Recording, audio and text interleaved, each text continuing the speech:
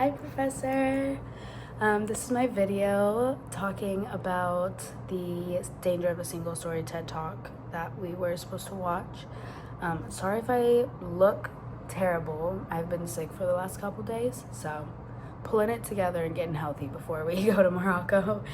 And also I'm doing this video just kind of talking from my head and my brain, and I wrote a couple notes down, but I didn't write like a full thing I wanted to read because I kind of just wanted to speak from the heart a little bit.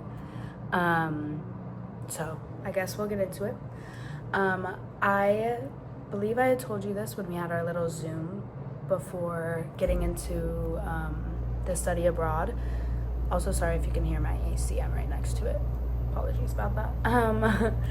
But I did study abroad for the first year of my college experience, and I worked very, very hard to be able to do that and to have the money to pay for it and everything. So I took every single piece that I could from my experience, and I took one of probably my favorite class that I took in Sevilla, Spain, was diversity and social justice. And we actually watched this TED Talk in that class.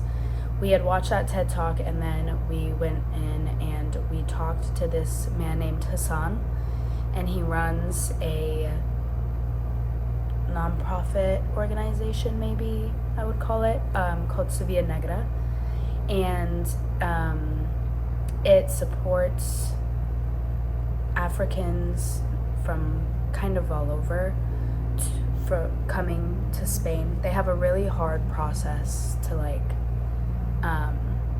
become a citizen in Spain. It's almost impossible, especially for Africans. They're very racist. But he takes these immigrants and he gives them jobs. They give tours around Sevilla, but they give tours of history of slavery and slave trade that happened in Sevilla. There's a beautiful port there in the river, and it was there for bringing slaves. And he spoke for this TED Talk about how the Spanish government, very similarly to the United States government, kind of says that at least the United States government right now with Trump, about how all of these immigrants are dangerous and they're criminals. And he just explained how he had just come on a boat and he had to throw bodies off of this boat of people who had not made it, and he didn't do all of that to come over here and cause more violence and see more people die. He came here to have a better life for himself and for his family. And it makes me think of all the people that I know here in the United States. I moved to Harlem in 2021, and I lived above a restaurant, and I worked at the restaurant and the restaurants around, and I got to meet people from all over the world. But it just, how do I word it? We have a lot of Mexicans and Colombians specifically who work front of house and back of house, and they are the hardest working people I've ever met in my entire life. And the danger of telling a nation, whether it's in Spain or it's in the United States, that all these people are criminals when they put food on your table and they work harder than I ever have, and many of people I've met. It's just so dangerous, and we live in an era of the United States where it causes chaos and more danger than there was before. For example, I'm sure you have seen, but the protests in LA, you have a single story on most news outlets of the cars that have been destroyed or the ruckus that is going on, and then I've seen videos of people who are in the middle of this protest and it's peaceful and people are walking and people are talking and there's children, and the danger that it has been from the police and from ICE. And that single story is detrimental to all those people who are just trying to fight for their right to survive. And you know, I just wish more people had the experience to travel and know people, because I believe that travel is knowledge and is power in a sense. And even living in New York in a sense, or in a diverse community, because I had a birthday party, maybe it was in April, so a couple months ago, and I'm looking around and I had a friend from Georgia, I had a friend from India, I had a friend from Colombia, a friend from Mexico, a friend from Sierra Leone, and other people from upstate and Maryland, and me from Colorado, and just people from everywhere.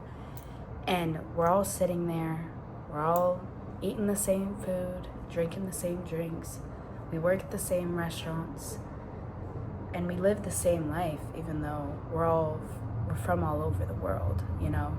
People are inherently more similar than they are different.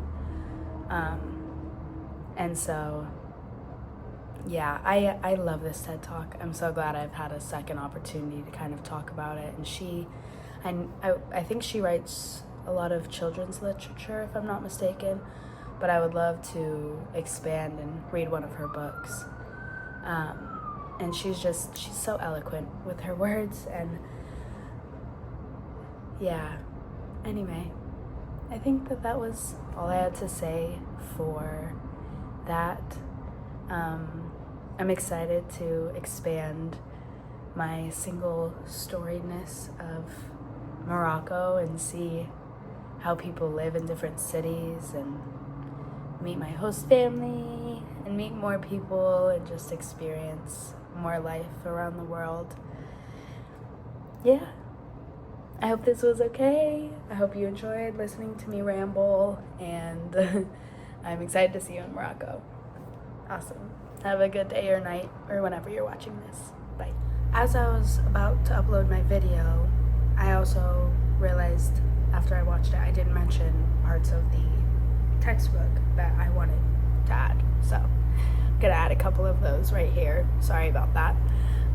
Two things. One, at the beginning of the third chapter, it had mentioned how symbols, stuff like that, have meaning for cultures and how they can be misperceived. And one of the first things that my brain went to, and I'm gonna go to it so I don't get it wrong, was the swastika for the Nazis.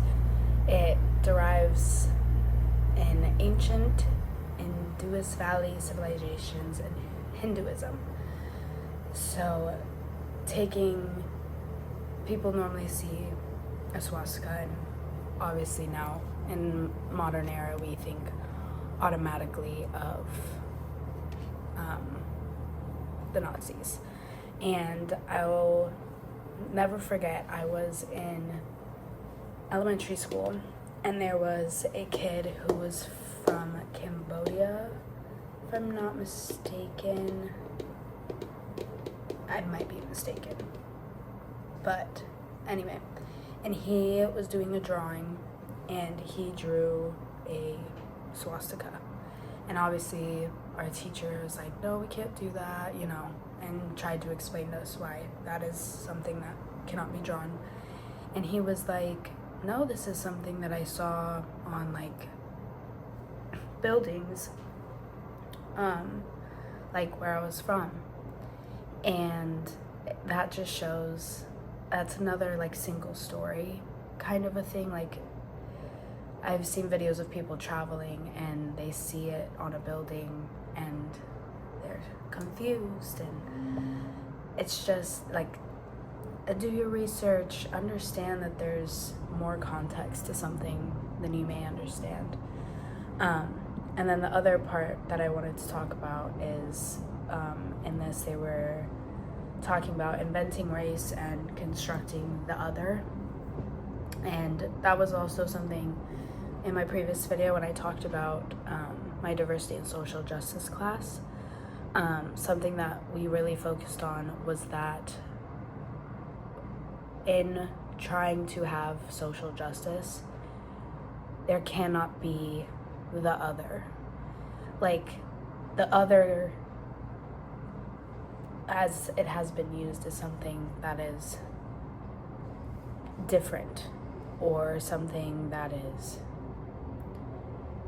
something that you don't understand. So, like, for example, colonizers coming to America and seeing the Native Americans living the way that they lived, and it's uncivilized and they don't know what they're doing, and having that language barrier that nothing could have been explained.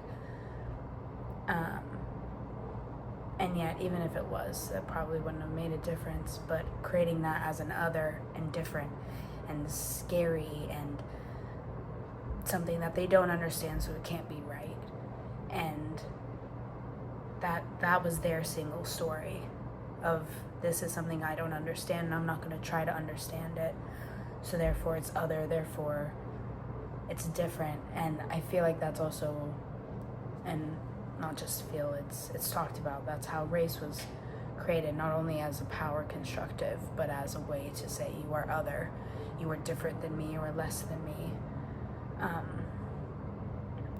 So yeah, I just wanted to add those points in because I realized I hadn't talked about them and I wanted to talk about them. So apologies for adding an extra 4 minutes to the video, but there's that. All right, I'm all done now. See you in Morocco.